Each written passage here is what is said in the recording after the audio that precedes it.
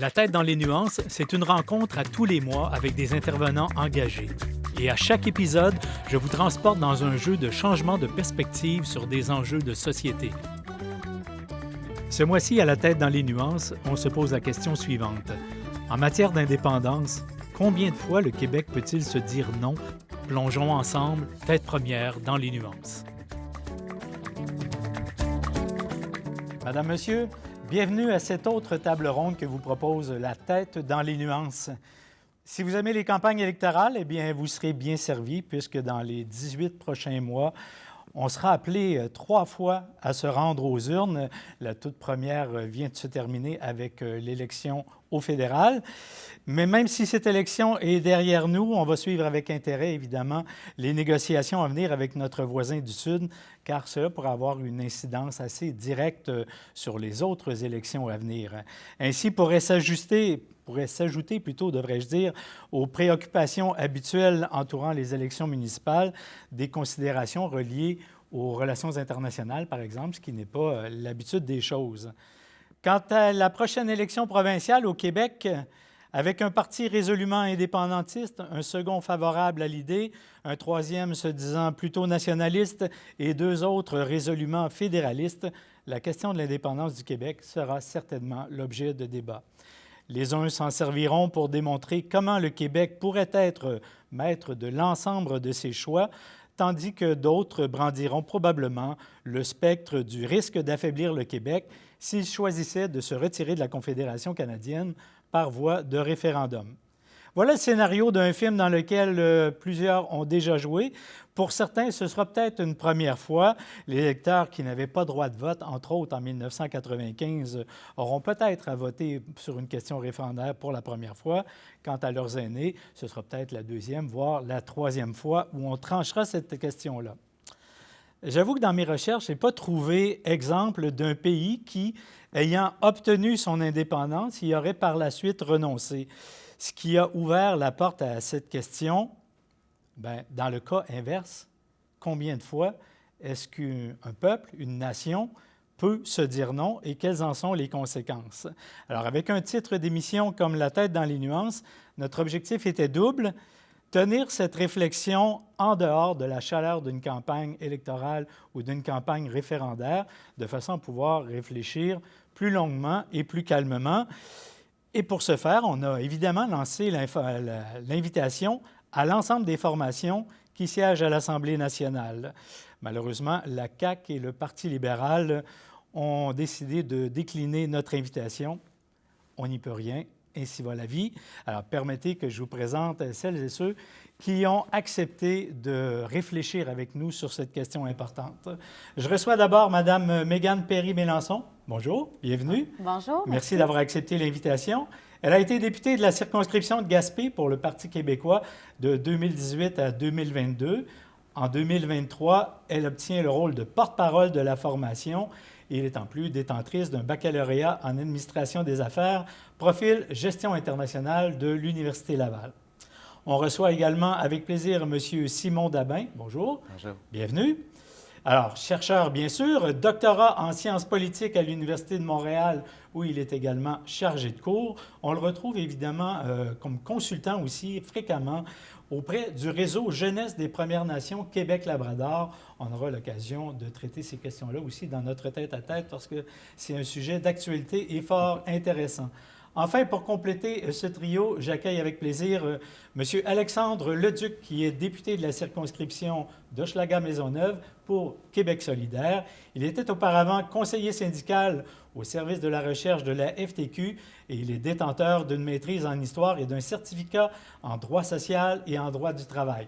Voilà, je m'arrête là pour la présentation puisque je ne vais pas y passer toute l'émission, mais on comprend très bien la valeur des invités qui ont accepté notre invitation et on est très heureux de vous accueillir sur notre plateau. Je commence par un premier tour de table très rapide auquel vous répondez en 2 ou 3 minutes puisqu'on aura le temps d'élaborer par la suite, mais comment vous positionnez-vous ou comment répondez-vous à cette question? Combien de fois le Québec peut-il se dire non et quelles en sont les conséquences? La parole est ouverte. Qui veut se lancer le premier? Honneur aux dames. Alors, moi, je lancerais une question à cette question. C'est combien de fois on va se faire dire non par Ottawa avant de se dire oui? Moi, j'ai peut-être envie justement de pousser cette réflexion-là avec ceux qui vont écouter l'émission. C'est comme ça que je vais aussi répondre aux questions. Le régime canadien, qu'est-ce qu'on a eu comme gain dans les dernières années? C'est très peu par rapport à toutes les demandes qui ont été faites par le gouvernement en place au Québec. Donc, je veux m'arrêter là pour l'instant, mais combien de fois on va se faire dire non avant de se dire oui? Monsieur Leduc? Oui, ben, je dirais quelque chose de similaire. On se dit non à tous les jours. Hein. Le référendum, c'est un moment marquant, un exercice démocratique, mais à tous les jours qu'on est dépendant de l'État canadien, on se dit non dans les faits. On continue notre dépendance à ce système-là qui ne nous est pas favorable. Donc, est-ce qu'il y a une limite à se dire non? Je pense qu'en effet, oui, il y en a une limite. Le but, c'est qu'on s'en serve comme outil de mobilisation pour aller plus loin puis reposer la question. Parce qu'évidemment, il faut que ça passe à travers un référendum, l'indépendance. On n'est pas dans une logique de guerre civile ou de quelque chose de ce genre-là. Mais pour ramener les gens dans un esprit de référendum, ou du moins dans un esprit d'assemblée constituante, on aura l'occasion peut-être de nous plonger dans les différences un peu Assurément. entre notre approche et celle du Parti québécois. Mais au final, pour vouloir l'indépendance, il faut sentir que ça va changer concrètement nos vies. Peut-être que pour l'instant, c'est pas toujours facile de mettre le doigt exactement sur comment l'indépendance du Québec va changer nos vies, mais oui, on se dit non à tous les jours, malheureusement. Monsieur Dabin, vous êtes probablement notre caution objective, puisque vous êtes chercheur et professeur universitaire, donc relié à aucune formation politique officiellement, du moins.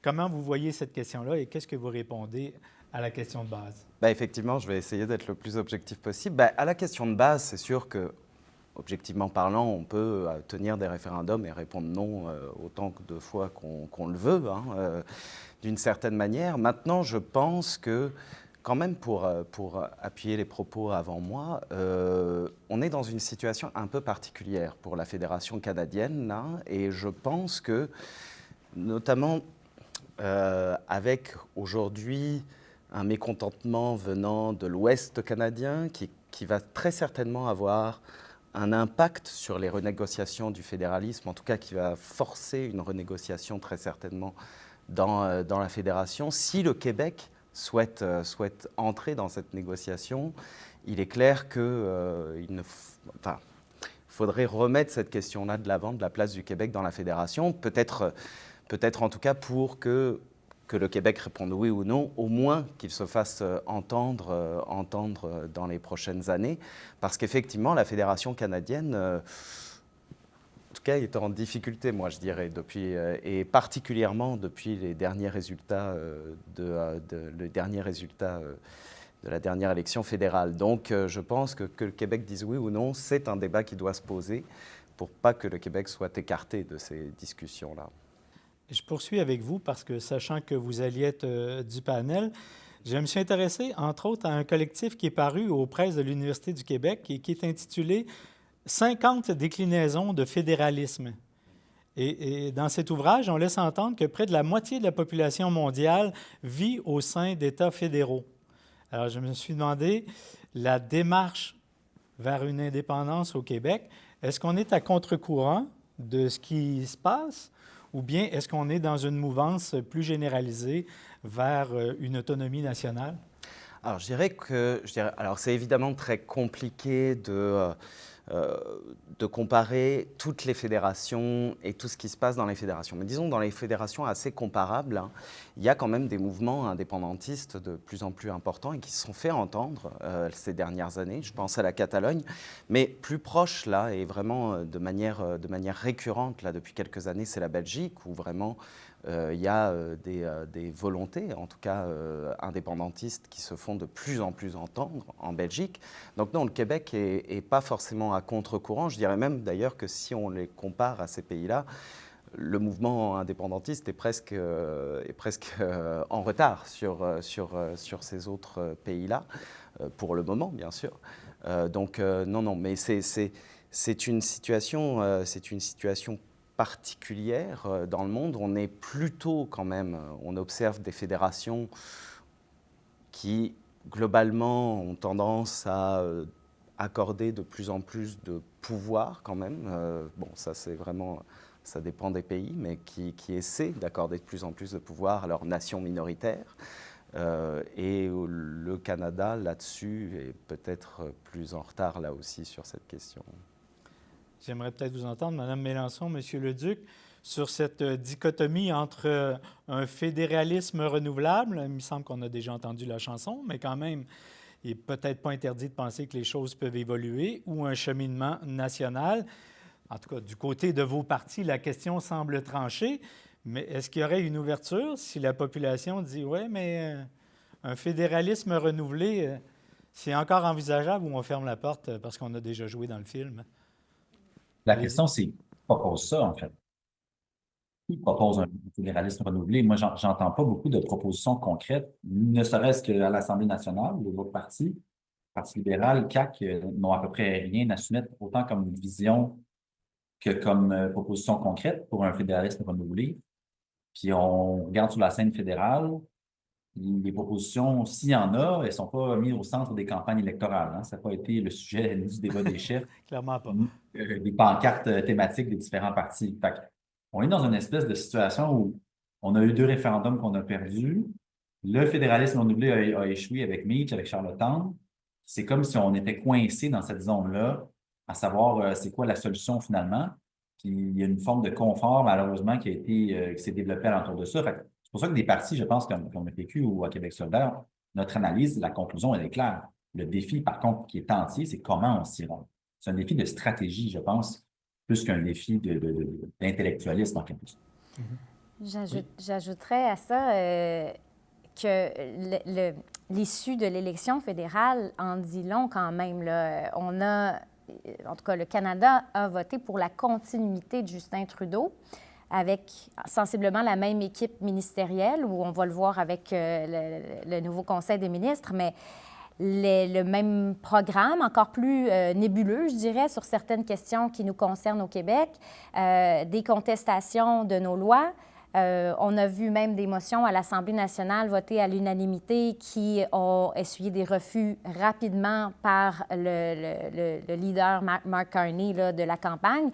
Alors, même en campagne fédérale, on recevait ce type de refus-là pour les besoins du Québec. Alors, je trouve que c'est quand même parlant quand on parle de fédéralisme renouvelé où je vois pas encore qui nous permettrait de se sortir de cette situation-là, d'autant plus que le premier ministre qui vient d'être nommé s'est dit en faveur d'une économie canadienne et non pas de 13 économies. Alors, j'ai même peur de certains reculs dans nos secteurs où qui sera là pour protéger nos secteurs économiques. Il va falloir que, justement, un parti comme le Bloc québécois puisse défendre ces intérêts-là avec beaucoup de vigueur.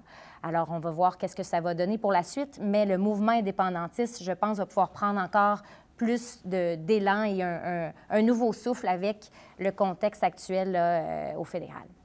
M. Dabin? Ben, c'est sûr que je suis plutôt d'accord. Si le contexte actuel va très certainement amener une centralisation des pouvoirs, en vérité.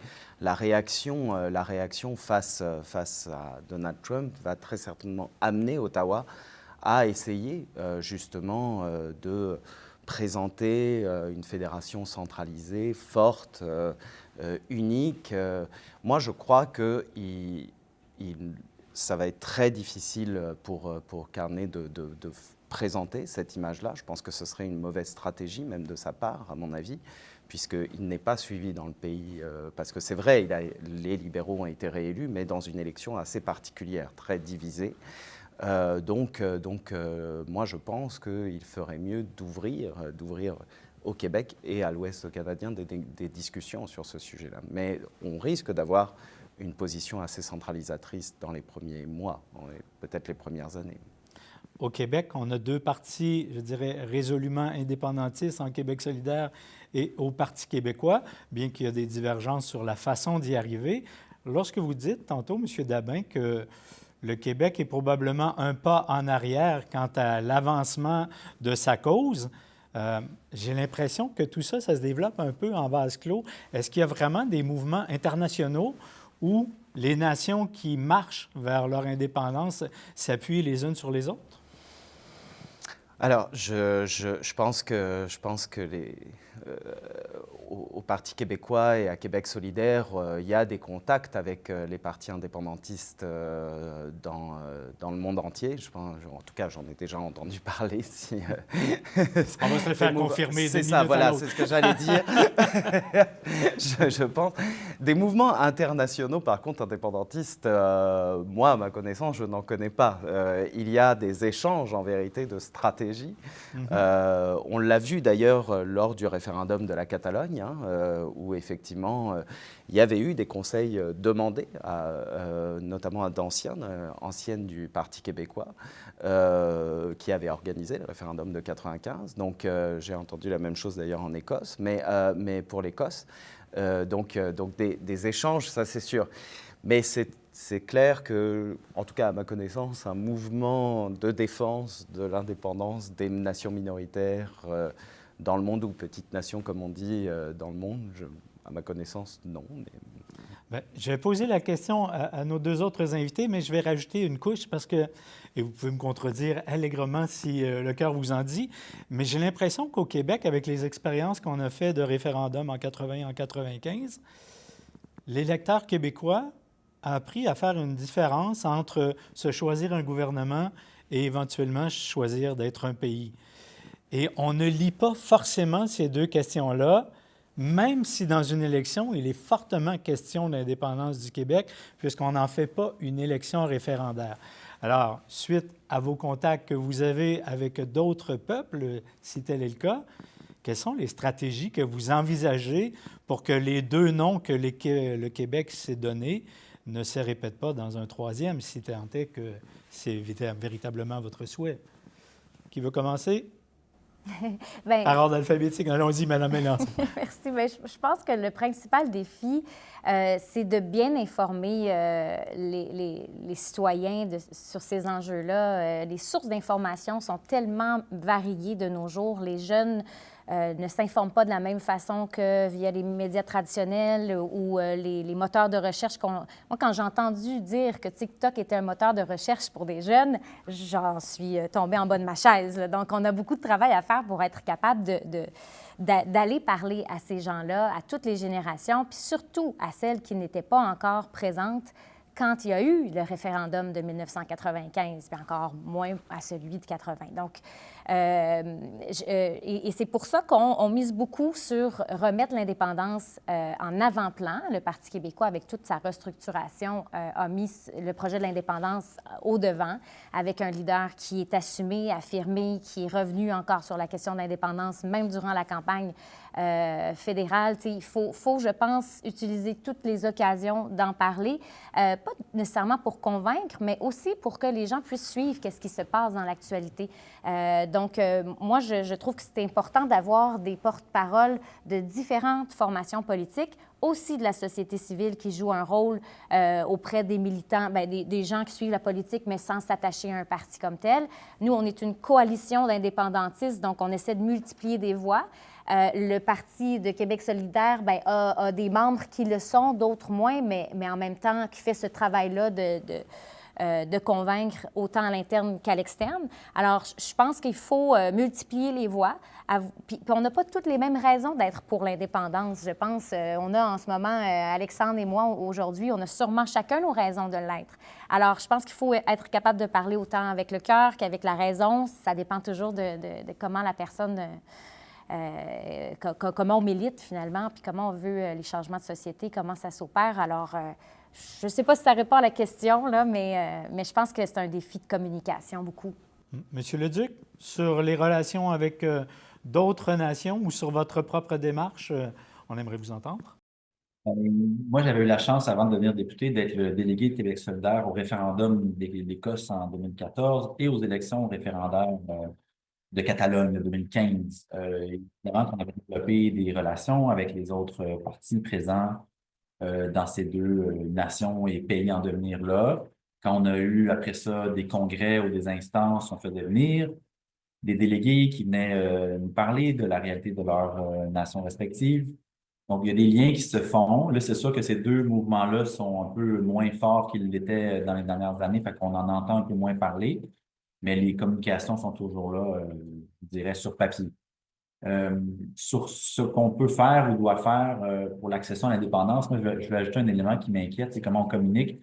Megan a raison, tu sais, la question de TikTok des jeunes. Je sers en ce moment sur une commission transpartisane sur le temps d'écran, c'est un gros phénomène.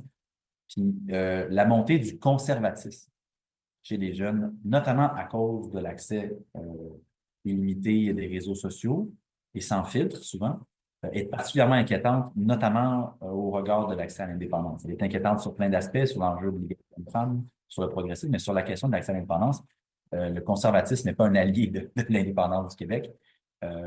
Et ça, c'est quelque chose qu'il faut qu'on regarde attentivement, parce qu'on a cette idée-là de dire que ben, les jeunes sont toujours de gauche puis indépendantistes, puis naturellement, ils vont vieillir, puis on va obtenir une majorité tôt ou tard. C'est un peu la thèse de Bernard Landry de l'époque. Ben, c'est pas avéré d'abord. Puis ensuite, c'est presque l'inverse qu'on commence à voir dans les sondages. J'ai pas de la baguette magique, j'ai pas la solution magique, mais j'ai certainement une crainte que je partage avec Mégane à cet égard. On va y plonger donc dans cette démarche parce que déjà Québec solidaire et Parti québécois, vous n'avez pas la même approche face à la souveraineté. Et puis peut-être qu'on peut avoir un regard plus objectif d'une démarche qui pourrait être gagnante en étant respectueuse de celles et ceux pour qui ce ne sera pas le choix, là. Et peut-être se servir des expériences à l'international pour voir où est-ce qu'on peut faire mieux, où est-ce qu'on peut faire différemment dans ce prochain référendum ou cette élection référendaire.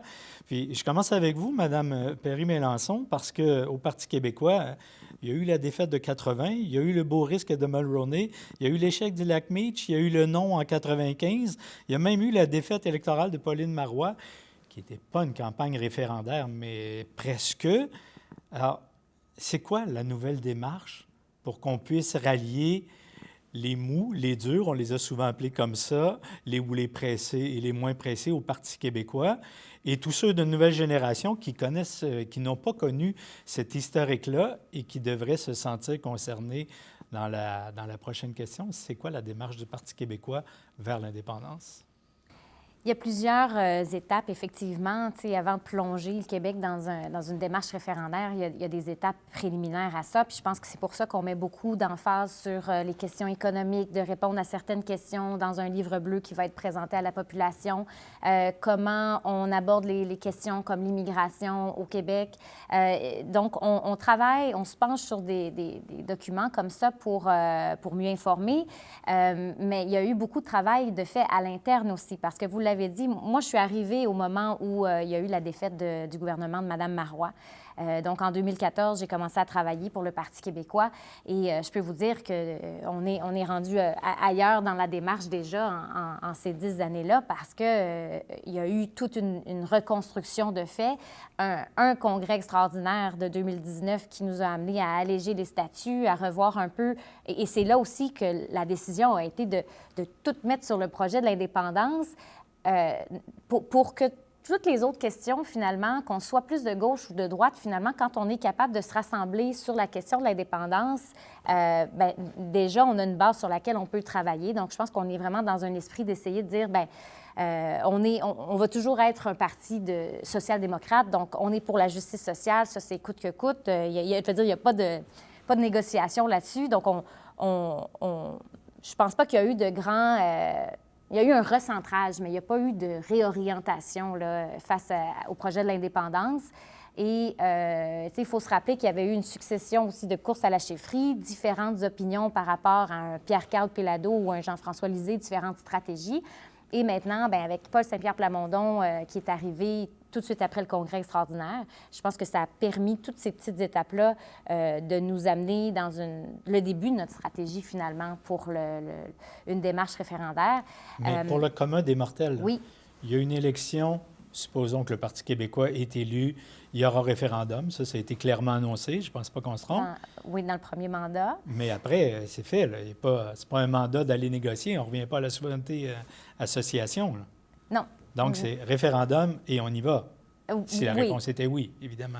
Oui, effectivement. Donc, c'est pour ça que c'est d'autant plus important de toute la préparation en amont pour s'assurer d'avoir une information claire, transparente. Je pense que c'est ça aussi, le Parti québécois d'aujourd'hui. Il est le plus authentique possible, le plus transparent.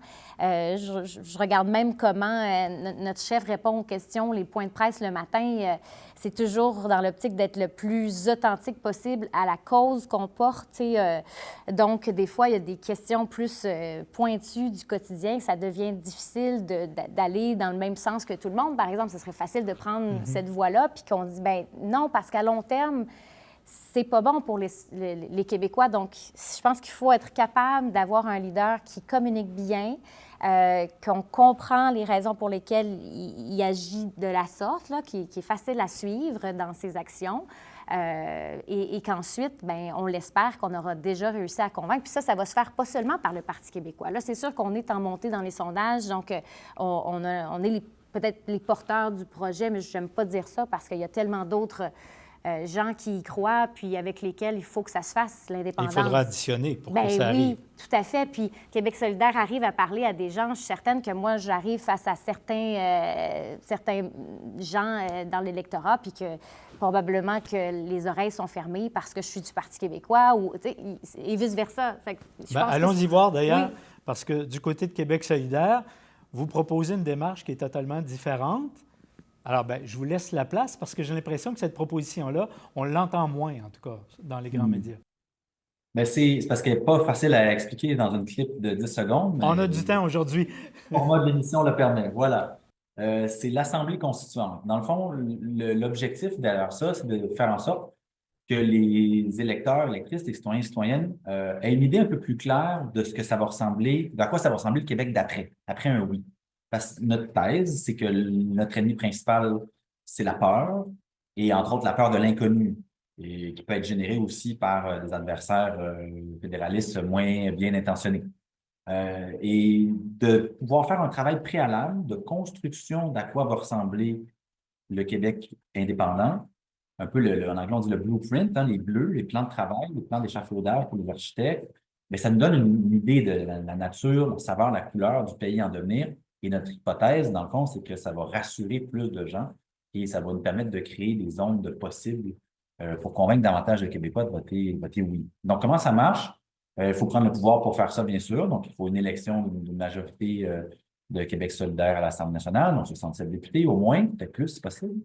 Et ensuite, il faut faire un projet de loi assez tôt dans la législature pour créer une Assemblée constituante et qui sera composée d'un certain nombre de personnes, des non-députés d'ailleurs, qui vont venir travailler sur une période de temps, 6 mois, 1 an, c'est à déterminer, mais à peu près dans ces eaux-là, sur le projet de pays. Il va y avoir des consultations, il va y avoir des discussions à l'interne, des tournées du Québec sur le sujet, puis à la fin, ils vont accoucher d'une proposition de constitution. Donc, à quoi va ressembler une constitution du Québec indépendant? Ce ne sera pas un projet de Québec solidaire, là. Ça ne va pas être une constitution rédigée dans le bureau d'un ministre de la Justice, là. Ça va être un projet de constitution qui va être rédigé par des citoyens et citoyennes, élus par des citoyens et citoyennes, sans affiliation partisane, et qui vont soumettre, dans le fond, une proposition de constitution. Et c'est cette proposition de constitution qui est soumise au référendum.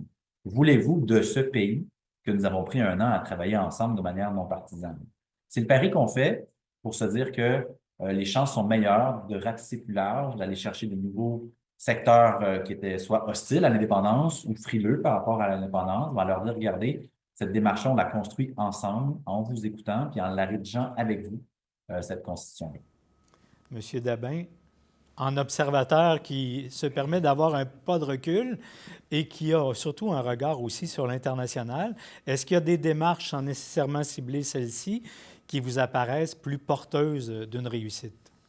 Mais c'est vrai que c'est très compliqué pour moi de répondre à cette question parce que je ne voudrais pas que ça passe pour je favorise une stratégie plutôt qu'une autre.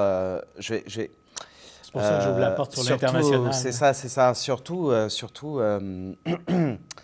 Surtout qu'en fait, en dehors de crise dans des démocraties, parce que le problème, c'est que même à l'international, en dehors de crise, dans des démocraties comparables à celles du Québec et du Canada, pour le moment, il n'y a pas eu d'indépendance par référendum.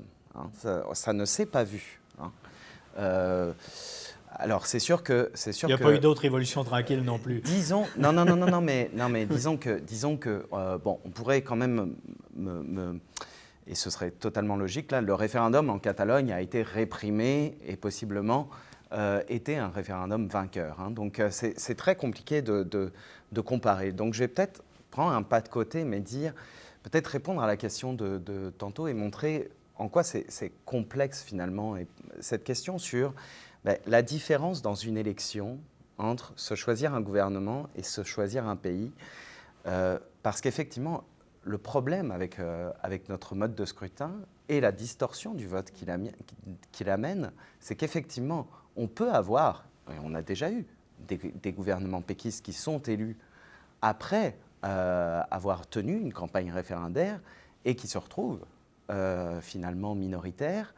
Pour de multiples raisons, bien sûr, je ne vais pas revenir là-dessus, mais effectivement, il y a un décalage. Il y a un décalage entre le gouvernement, parce que, effectivement, en ce moment, oui, les sondages sont très favorables au Parti québécois, mais l'appui à la souveraineté stagne, en tout cas. Bon, oui, on est dans un contexte où le Parti libéral se cherche encore aussi. Exactement. Ce qui peut changer ce qui pourrait changer.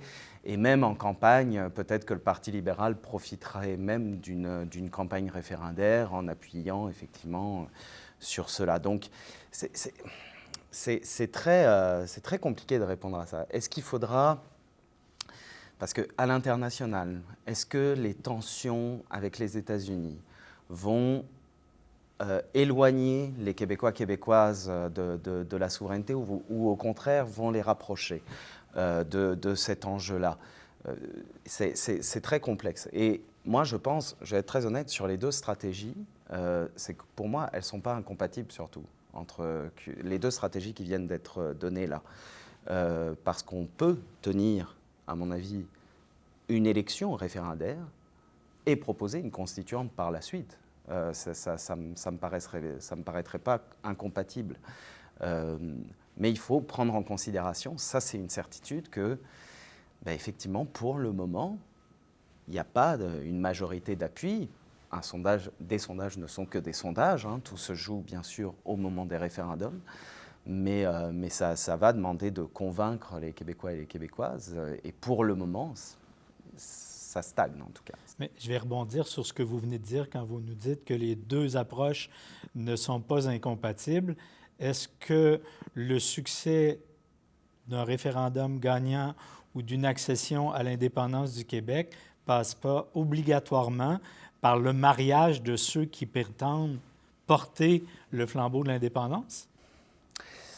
C'est sûr que c'est... Une forme de mariage ou une autre. Oui, bien sûr. C'est pas nécessairement une fusion des partis.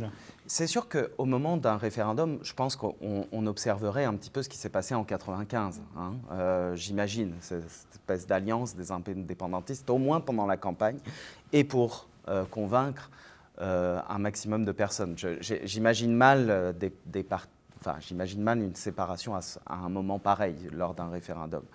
Par contre, en élection, moi, je pense que là, par contre, faut faire attention, parce qu'on a souvent tendance à penser que des alliances de partis ensemble, ça fait 1 + 1 fait 2, là, mais ce n'est pas du tout ce qu'on observe, parce que très rarement même d'ailleurs, hein, puisque ces partis politiques parlent à des électorats différents. Et possiblement, quand ils s'allient en élection, ça peut arriver que ces électorats, en fait, que les partis s'aliènent une partie de leurs électorats qui retomberont possiblement dans l'abstention. Donc, évidemment, pour un référendum, j'imagine que ce serait assez logique que ça se passerait comme en 1995, j'imagine, mais au moment d'élection, attention, parce qu'on a toujours tendance à croire, hein, on va s'additionner, puis ça va faire une majorité. Pas certain. QS perdrait très certainement des électeurs et électrices, et le Parti québécois aussi en cas d'alliance pendant une élection. Une réaction? Madame Mélenchon? C'est précisément ça qui est arrivé en Catalogne en 2015. Il y a souvent ce mythe-là qu'il faut faire l'alliance électorale des deux partis. En Catalogne, en 2015, élection pré-référendaire, il y a 3 partis indépendantistes là-bas. Un centre-droit, un centre-gauche, un à gauche. Les 2 partis de centre décident de faire une liste commune en se disant, on va non seulement s'additionner, mais on va faire une synergie, puis on va obtenir plus de voix. Mais ils ont obtenu moins de voix que l'élection précédente où ils étaient séparés. C'est entre autres le parti de gauche qui, lui, a récupéré beaucoup d'électeurs de gauche, de centre-gauche, qui n'étaient pas contents de cette union-là. c'est de l'alchimie de penser que tout ça s'équivaut, les mathématiques qu'on peut facilement additionner. Je suis totalement d'accord avec Simon. Il faut faire attention avec ces stratégies-là d'addition simple des lecteurs. C'est pas des cartes de hockey qu'on s'échange des lecteurs ou des cartes Pokémon, peut-être. L'image est belle. Des cartes Pokémon en ce moment. Ça marche pas comme ça. Les gens votent pour toutes sortes de raisons. Et il faut faire bien attention avec ces idées-là d'échange de comté et machin, truc qu'on entend parfois. Mais face à ce constat que vous soutenez, vous proposez quoi comme approche? C'est-à-dire que c'est l'un des deux partis qui doit être élu au gouvernement et aller de l'avant avec la stratégie qu'il croit gagnante? Nous, c'est comme ça. Immanquablement, moi, je me fais souvent poser la question ici, allez-vous être dans l'autobus du oui si le PQ y va? Bien, évidemment, puis j'espère que Mégane sera dans l'Assemblée constituante si c'est QS qui gagne et vice-versa. Mais après ça, il y a des fractures politiques. Tu sais, quand on a créé Québec solidaire, c'était pas juste sur la question d'indépendance, la fracture politique avec le PQ. C'était sur la question féministe, c'était sur la question progressiste. Puis se sont rajoutées des fractures aussi depuis ce temps-là sur la laïcité, sur l'immigration, sur les enjeux LGBT. Fait que, tu sais, mettons, la laïcité, là, comment on la tranche, cette question-là? Un qui est pour le PL21, nous, on est contre. C'est difficile de couper une poire en deux. Là. C'est pas comme sur le salaire minimum, on fait une moitié-moitié, puis on arrive là. Laïcité, t'apprends pas. Fait que pour une élection générale, ça me semble difficile, voire impossible de faire des histoires de pacte ou d'alliance ou autre. Tandis que pour un référendum, ben là, il y a une coalition qui se crée, puis là, on s'entend sur le message, puis on fait un genre de pacte pour le référendum. Ça me semble une évidence. Mais pour l'élection générale, j'ai peu d'espoir. D'ailleurs, ça a été refusé 2 fois à Québec solidaire, puis je ne pense pas qu'au PQ, ce soit quelque chose qui soit à l'ordre du jour. Ils sont refroidis un peu, les militants, par rapport à cette démarche-là qui avait été faite auparavant. Moi, je pense qu'en fait, on a du travail à faire, les partis, avec l'électorat desquels on a leur écoute. Et je pense qu'on est capable de collaborer sur un paquet d'affaires. Tu sais, moi, Rouba Gazal, elle a porté un projet de loi sur les violences sexuelles dans les écoles, comment encadrer ça. J'étais avec elle dans ce point de presse-là. C'est des choses qui se font sur certains enjeux. L'indépendance, quand elle sera vraiment au rendez-vous, là, puis à nos portes, évidemment que ce travail-là va se faire, j'espère, avec une certaine coordination. De la même façon que le Bloc québécois aussi a ses stratégies. Tu sais, on était un peu là-dedans aujourd'hui, cette semaine, à l'Assemblée nationale. Tu sais, les questions qui viennent au chef Paul Saint-Pierre Plamondon par rapport à son appui au Bloc québécois, puis aux stratégies de chacun. Bien, chacun a son programme puis sa façon de travailler dans son parti, mais ça n'empêche pas les membres, les militants de travailler.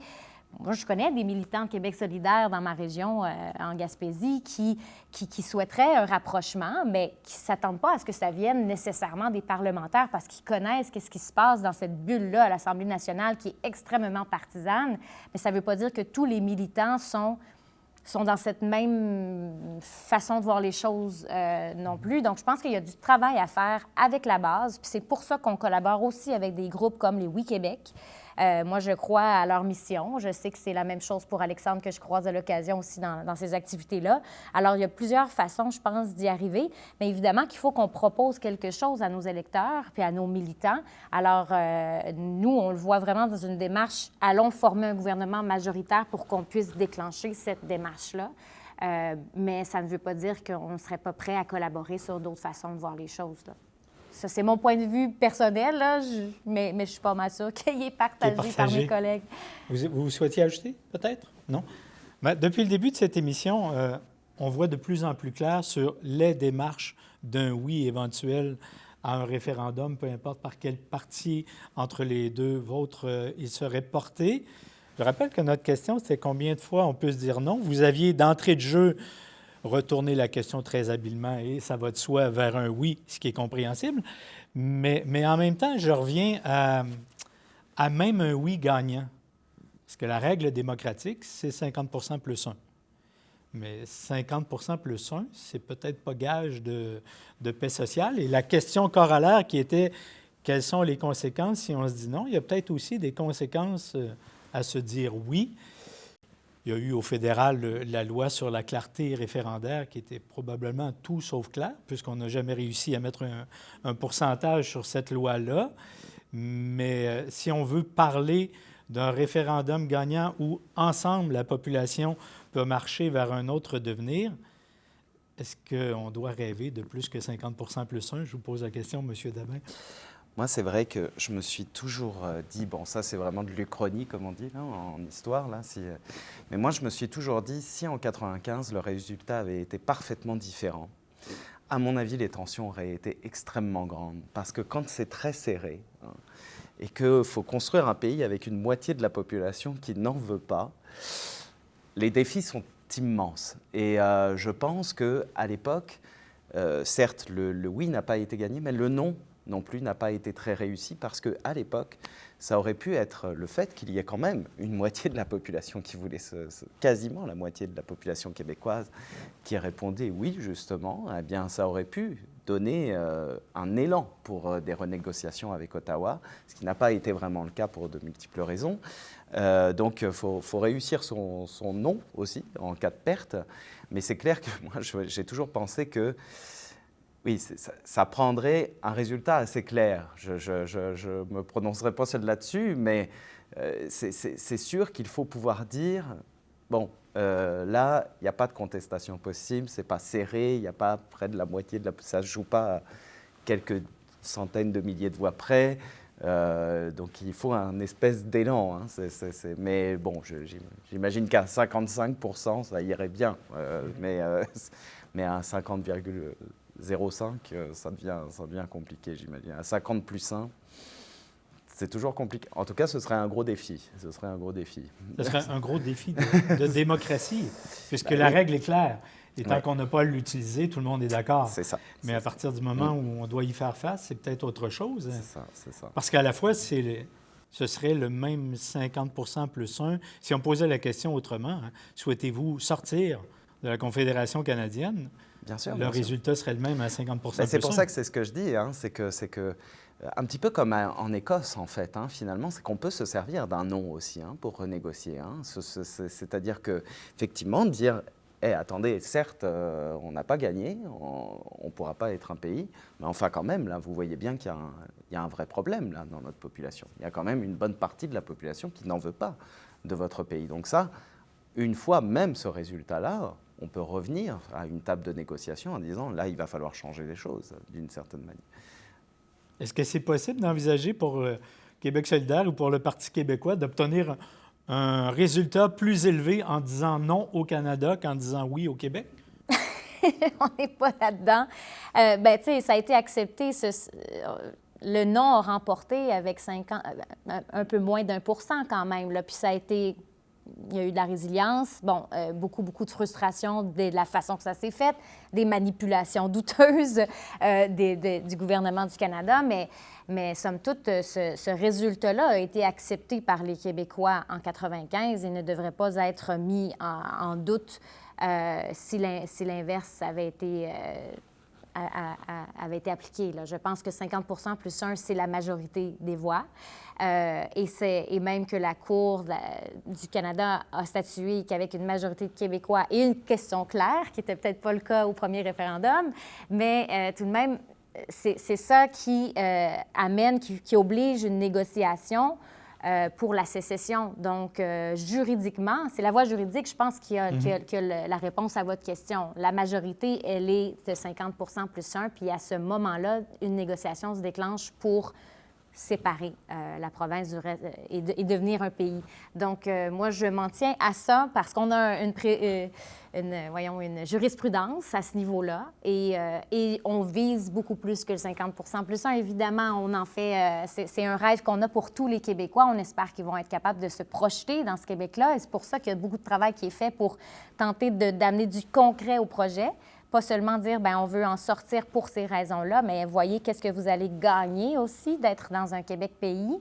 Mais je pense qu'il faut s'en tenir quand même au 50 plus 1 parce que pour moi, ça prend acte de la volonté, c'est la décision, il faut respecter ça comme ça a été fait en 1995. Il n'y a pas eu de chaos non plus des oui à ce moment-là. Alors, je m'attendrais à la même chose. Monsieur Leduc, la démarche visant à passer par l'Assemblée constituante, est-ce que ça correspond à une recherche également de l'augmentation de ce pourcentage d'appui? En disant, on va prendre plus de temps pour bien dépeindre l'image du Québec de demain, pour s'assurer d'avoir un résultat qui soit au-delà du 50 plus 1? Exactement, c'est notre souhait, c'est notre hypothèse de travail. C'est pour ça non plus, il ne faut pas que ça dure des années, là, cette affaire-là, sinon ça peut s'embourber, comme on a malheureusement vu au Chili dans les années précédentes. Cela étant dit, je pense que Megan met le doigt sur quelque chose. Si on a compté sur les gens qui avaient perdu pour se rallier, les gens qui ont perdu le oui, mais il faut compter aussi sur les gens qui vont perdre le non pour se rallier aussi.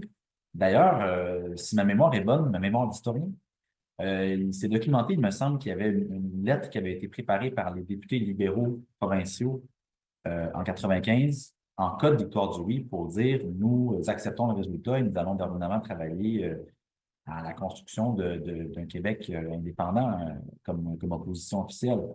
Moi, je souhaiterais revoir ce genre de scénario-là. Puis, je vous disais tantôt que j'étais en Catalogne en 2015. On avait eu la chance de rencontrer euh, le Parti socialiste catalan, qui était un parti de centre-gauche, mais fédéraliste. On leur avait demandé à une caméra fermée, d'ailleurs, ça avait stressé un peu la porte-parole de ce parti-là. Elle dit qu'allez-vous faire, le Parti socialiste catalan fédéraliste, si le oui l'emporte, s'il y a une majorité de députés indépendantistes qui déclarent l'indépendance, c'était une des hypothèses qui existait à l'époque. Elle avait dit, ben, écoute, si c'est ça, ben, on va travailler dans un Québec, Catalogne indépendant. Fait que moi, je mise là-dessus. Je fais confiance à mes collègues fédéralistes des autres partis, de la société civile aussi pour rechercher l'unité. C'est assez normal, je pense, de le faire parce que c'est ce qu'on attendait de nous en 95, c'est ce que nous avons fait. Il faut s'attendre à la même chose de nos partenaires de l'autre côté.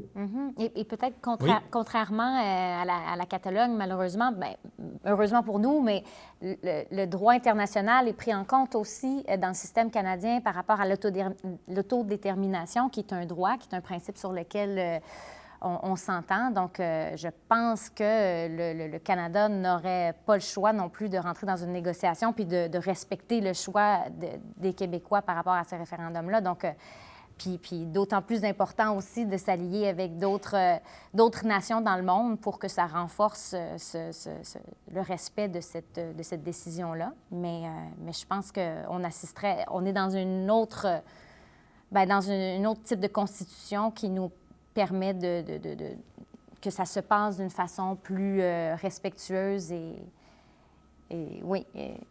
diplomatique.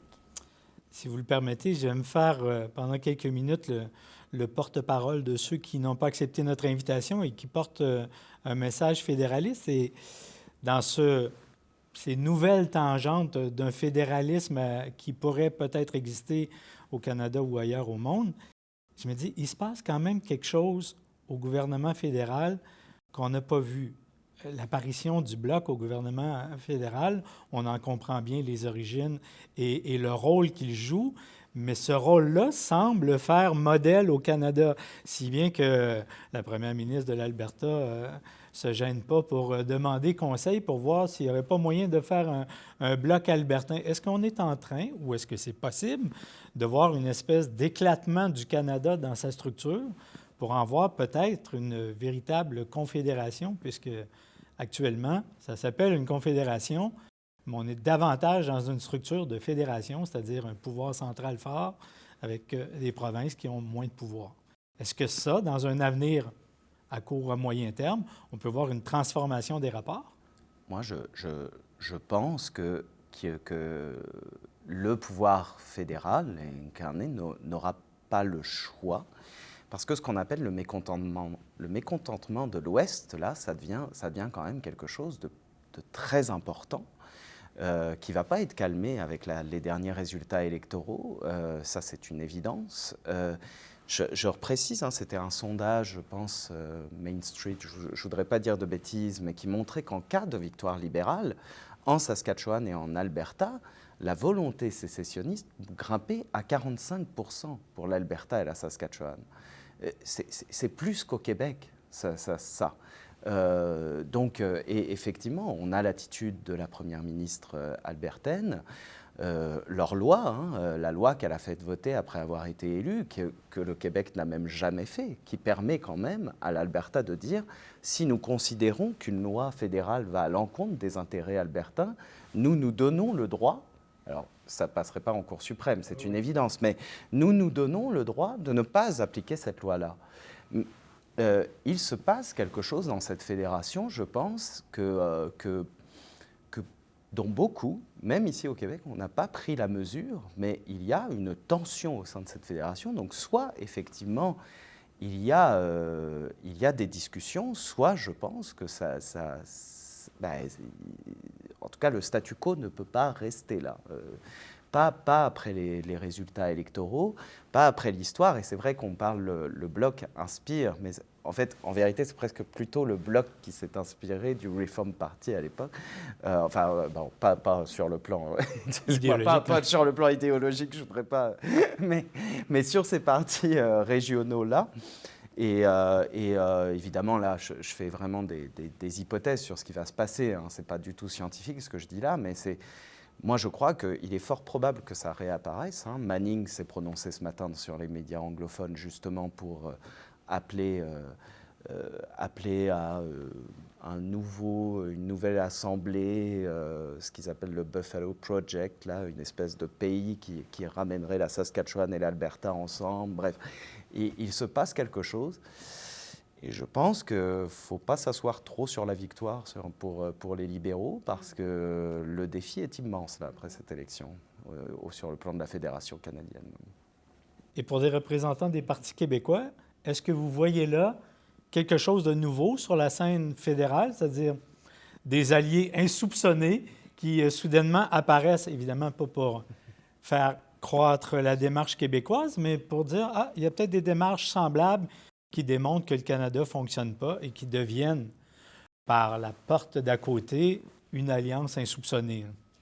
Je pense que c'est une question de poids politique aussi beaucoup parce qu'on l'entend du côté de l'Alberta, mais moi, je l'entends de chez nous, du côté des Maritimes, qui sont jaloux du Bloc québécois, le monde des pêches, qui ont vécu une grande crise causée par le Parti libéral du Canada. Puis on l'a vu par les résultats aussi qui sont assez conservateurs dans ces provinces-là. Je pense que ça a démontré cette frustration-là. Nous, on avait d'autres choix que de voter conservateur partout à la grandeur du Québec. Donc, avec le Bloc, c'est là que ça devient intéressant pour l'espèce de balance du pouvoir aussi et de s'assurer d'avoir les intérêts du Québec uniquement, parce que c'est ça aussi, le Bloc ne défend que les intérêts du Québec. C'est assez extraordinaire qu'on ait une vingtaine de députés, malgré le fait qu'on en ait perdu avec la dernière élection. C'est quand même un Bloc intéressant pour nous. Mais je ne pense pas que l'Ontario aurait avantage de toute façon, parce que c'est un peu ça aussi qui se passe. C'est là où les décisions se prennent, c'est là où l'action se passe. Et c'est ça qui crée aussi beaucoup de difficultés pour le Québec à trouver ses gains ou à trouver qu'est-ce qui gagne dans les décisions du gouvernement du Canada. Donc, que ce soit pour protéger la langue française, que ce soit pour protéger notre environnement, d'avoir nos secteurs économiques clés au Québec qui soient défendus, bien, ça ne prend pas seulement un bloc québécois au fédéral, c'est là que ça prend l'indépendance du Québec. Il faut enlever ce gouvernement-là de trop, qui d'ailleurs a dépensé énormément dans les 10-15 dernières années, là, à coût de 15 milliards de dettes par année.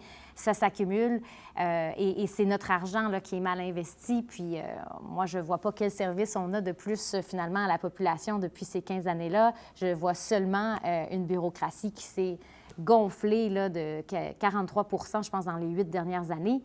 Alors, c'est tout ça, je pense, qui crée de la frustration, mais aussi un contexte qui peut être favorable là-dedans pour promouvoir l'indépendance et ensuite faire rêver les Québécois d'un avenir meilleur pour eux. Alors là, il y a le défi des partis indépendantistes d'être capable de faire cette transition-là, pas seulement capitaliser sur de la déception, mais être capable de proposer quelque chose qui est rassembleur et qui fait rêver.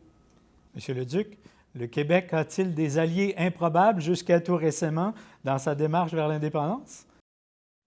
Je sais qu'on dit souvent que l'ennemi de mon ennemi est mon ami. Pas très fan, pour être honnête, de cette maxime. En particulier, par exemple, parce qu'on pourrait faire le calcul, hein, de dire, ben là, ça brasse en Alberta, les deux, on pourrait comme tirer chacun notre bord, puis que tout ça va s'effondrer, pardon. Par contre, pourquoi l'Alberta veut faire ça? Parce qu'ils veulent des pipelines partout. Ils veulent pouvoir vendre leur pétrole, leur gaz bitumineux partout, plus directement dans les autres marchés hors américains. Ben, moi, j'en veux pas des pipelines supplémentaires au Québec. Il y en a déjà beaucoup, il y en a déjà trop. Fait que, tu sais, de dire, ouais, je pourrais peut-être gagner sur le plan d'indépendance en m'alliant avec eux, Mais si à la fin de l'équation, je me ramasse avec plus de pipelines parce que c'est eux qui veulent leur pétrole sale, mon autre valeur environnementaliste, puis je pense que c'est une valeur québécoise aussi, elle va pas être très bien servie. Il faut toujours bien faire attention avec des alliés improbables qui peuvent nous servir le jour 1, mais devenir bien embarrassants le jour. Je vous donnerai un petit 30 secondes pour faire un dernier tour de table, puis je commencerai par vous, M. Dabin, parce que votre proposition sera probablement plus objective. On imagine les lignes de 2 autres partis, et tant pis pour ceux qui ne sont pas venus, mais qu'entrevoyez-vous pour l'avenir du Québec à moyen terme? À moyen terme comme à long terme, je pense justement, comme on vient de l'évoquer, c'est que je pense que le Canada ne va pas avoir le choix que de rediscuter son fédéralisme. Alors après qu'il y ait un référendum ou pas et qu'il y ait un pays ou non, hein, il ne peut qu'y avoir une évolution de cette fédération quoi qu'il arrive. Je pense que c'est inévitable pour les raisons qu'on vient d'évoquer, mais pour de multiples raisons aussi. Et j'ajouterais justement que le Québec devienne un pays où que la fédération soit renouvelée. Ce qui serait important, on ne l'a pas encore évoqué, mais c'est vrai que je vais quand même l'évoquer, c'est que quoi qu'il arrive, il faudra prendre en considération l'autodétermination des Premières Nations, des Inuits et des Métis dans ces discussions-là. Et le Québec, même indépendant, devra bien évidemment, et il a cette chance d'ailleurs peut-être, d'être, si il devient un pays, peut-être le premier pays à justement ne pas se faire au détriment et sur les bases d'une colonisation d'établissement. Merci. Monsieur Leduc? Moi, je vous dirais que ce qui m'avait beaucoup impressionné en Écosse et en Catalogne, c'était la force de la société civile. Donc, c'était une campagne qui n'était pas beaucoup basée sur les partis politiques, mais vraiment plus sur des organisations de la société civile qui permettent de rejoindre des gens qui pourraient, comme le disait Mégane tantôt, être déçus d'un parti pour une raison X ou Y, mais ouverts à l'indépendance. Mais si c'est la société civile qui approche cette personne-là, il y a plus de chances de la convaincre. C'est pour ça que je fonde, moi, beaucoup d'espoir sur des organisations comme le Oui Québec, qui rassemblent la société civile québécoise indépendantiste, qui font des campagnes, qui font un gros travail aussi auprès des jeunes Québécois et Québécoises. Je pense que ça va passer beaucoup par ça dans le futur pour le Québec. Merci beaucoup. Madame Mélenchon, vous avez le mot de la fin. Bon, je vais choisir sagement. Il y a un constat à faire quand même intéressant de tout ce qui se passe actuellement avec la frontière du Sud. Ça a amené à beaucoup d'inquiétudes, mais si on se fie, puis j'aime pas trop terminer sur un sondage, mais quand même, le oui est revenu à ce qu'il était avant toute la question des guerres tarifaires avec les États-Unis. Ce qui est parlant là-dedans, parce que même si on en a parlé abondamment là, dans tous les médias, tous les jours, c'était ça le sujet principal, bien, on s'est stabilisé quand même. On est revenu aux données juste avant.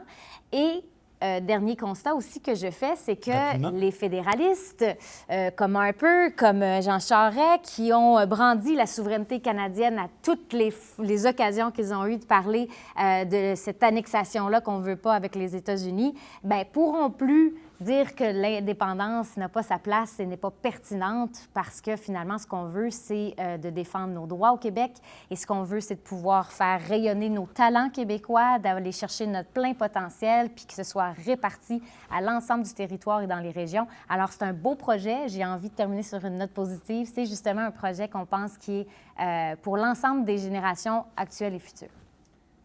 Quant à moi, il ne me reste que quelques secondes pour vous remercier infiniment de nous avoir partagé vos éclairages qui nous permettent de pousser plus loin notre réflexion avant d'entrer dans le brouhaha de la campagne électorale qui arrivera assez vite. Merci. Merci également à notre recherchiste Anne-Sophie Batalon. Merci à la Gazette de la Mauricie et à Nous TV qui rendent possible cette émission mois après mois. Il fait toujours bon vous lire. Alors, si vous avez le goût de nous faire part de vos commentaires, info@gazettemauricie.com. Sinon, je vous dis à très bientôt pour une autre table ronde signée La tête dans les nuances.